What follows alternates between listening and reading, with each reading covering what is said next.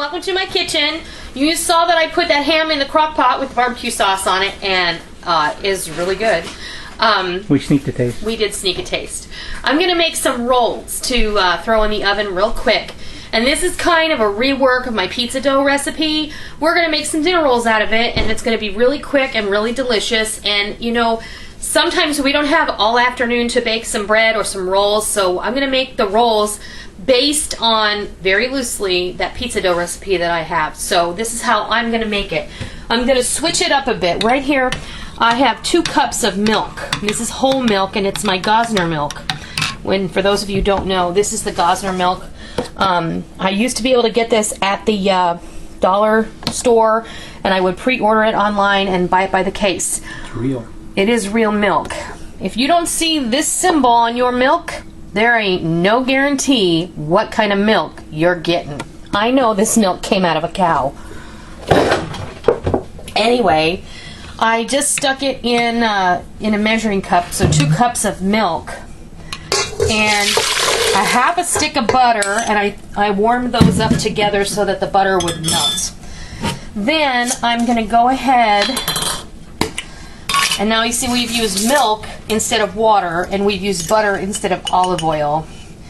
I'm going to do 2 tablespoons of instant yeast. I always use the SAF instant yeast.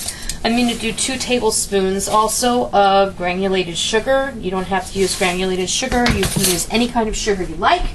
You can use honey. You can use agave nectar, molasses, whatever tickles your fancy. It doesn't matter. I'm going to put a healthy teaspoon of salt in there because we want it to have some flavor, right? All right. The only other thing that we're going to need over here is some flour. Now, I put my mixer over here on my preparation board because my crock pot is over there in the corner where I would normally put it. Oopsie. So we're going to start here.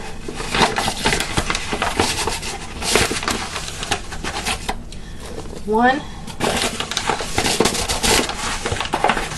2,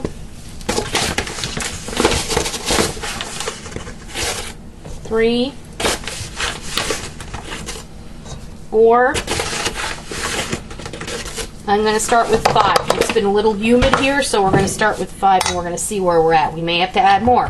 We may have to add up to 2 more cups in there. So let's get this mixing.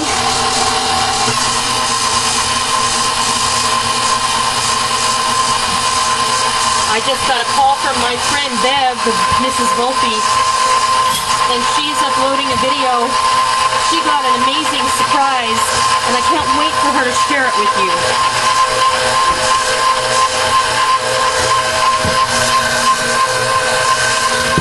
So let's see where we are here.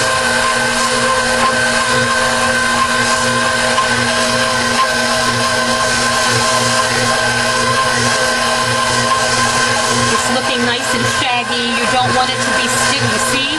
I only put 5 cups in there, and my recipe calls for 6. Let's see where we are after it looks like it's getting good and incorporated.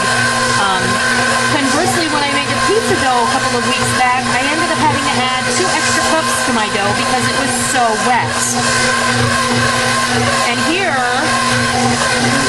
it's looking like it's just about perfect. Oh, it smells really wonderful. Good and yeasty.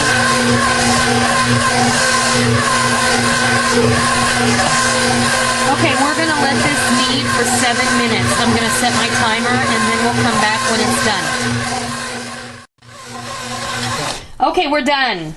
And our 7 minutes is up. All right, let me get this. Come on, nice and clean. It's perfect. It's exactly how you want your bread dough to look, okay? And it feels really nice too. All right, so the drill now is we just kind of manipulate this into a nice, smooth, cohesive mass, kind of tucking it under into itself. If you see what I'm doing, I'm kind of pushing it in Rick's gonna get behind me here. If you kind of push it into itself and then kind of do that from the top and kind of turn it as you do that. It doesn't have to be perfect. It's just to kind of give it a little smoothness on the top. And this, you can use oil or whatever. You don't have to use the spray. I'm in the process of using up the spray that I have on hand so I can get a misto. And that's one where you can actually fill it with your own. So we're going to go ahead and let this rise. And we're going to let it rise for 15 to 20 minutes. And then we'll be back to show you what happens next. Okay, we let this rise. I actually had to go pick up Molly at her friend's house. So it rose like an hour. So you don't have to let it rise an hour. You can let it rise 15 minutes. It'll be fine. But the longer you let it rise, I mean, if you let it rise up to an hour, it's going to be really beautiful and supple. This dough feels incredible. Smells amazing. It smells nice and yeasty. And okay, so I'm just going to start cutting this into pieces. So we cut it in half, right? And cut it in half again.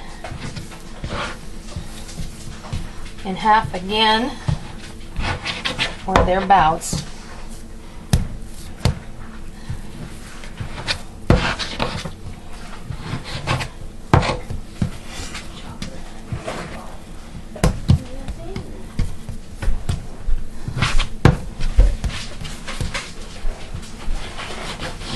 Okay, it doesn't have to be perfect. Best way to divide dough, if you don't want to weigh it, and I could, but I don't want to get out my scale right now. We're just going to cut everything in half. And depending on how large you want your rolls, that'll depend on how many times you cut things in half. I'm shooting for 16 or thereabouts here. And again, I'm using my trusty King Arthur dough scraper.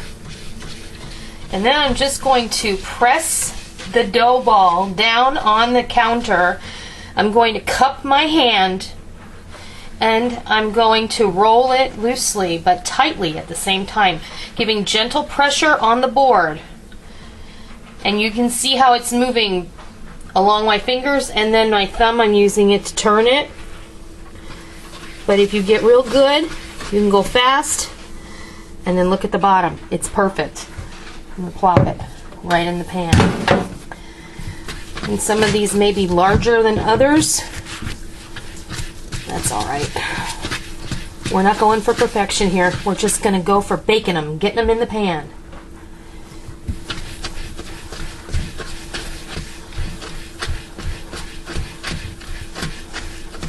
I've got my oven preheated at 350 degrees.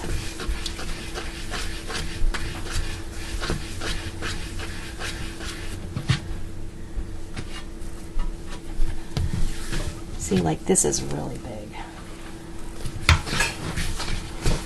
So I'll pull some off of there and I'll just set it aside because there might be others that are equally big.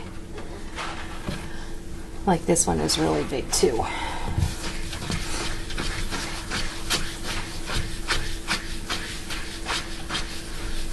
Now, if you only want to bake half, then I would suggest shaping them the way that you want them, putting them on a tray and sticking them in the freezer, at which point you would wait for them to freeze completely. See, like this one is really kind of big. You wait for them to freeze all the way, and then you could pop them out of the freezer and put them in a Ziploc bag.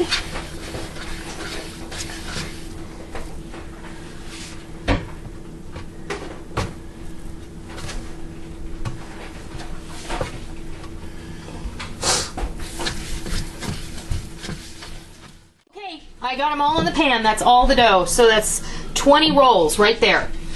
Some are bigger, some are smaller. I don't care. I just want them in the pan, and I want to get them ready for dinner. My oven's preheated to 350 degrees, and shocking, I am not going to put these in for a second rise. I'm just going to put them right in the oven to bake, and they're going to come out delicious. We're going to bake these for 20 minutes, and when they're done, I'm going to come back and show you what they look like.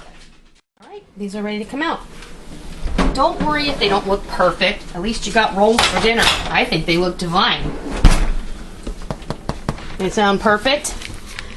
The only other thing that we're going to do is butter the tops.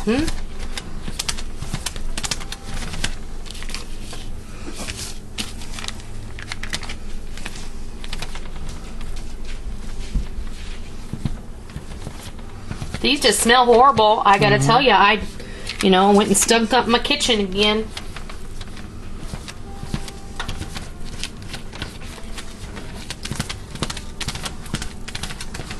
Okay. Did you make enough for you? Were you saying what are the rest of us gonna have? Let me pull one of these out of here so I can share with you what they look like. Let me get a paper plate.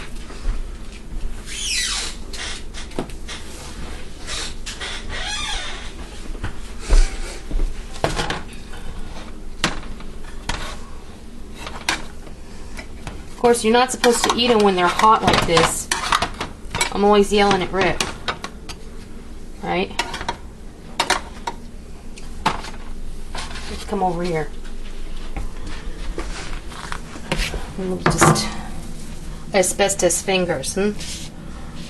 Pull it apart. Look at that.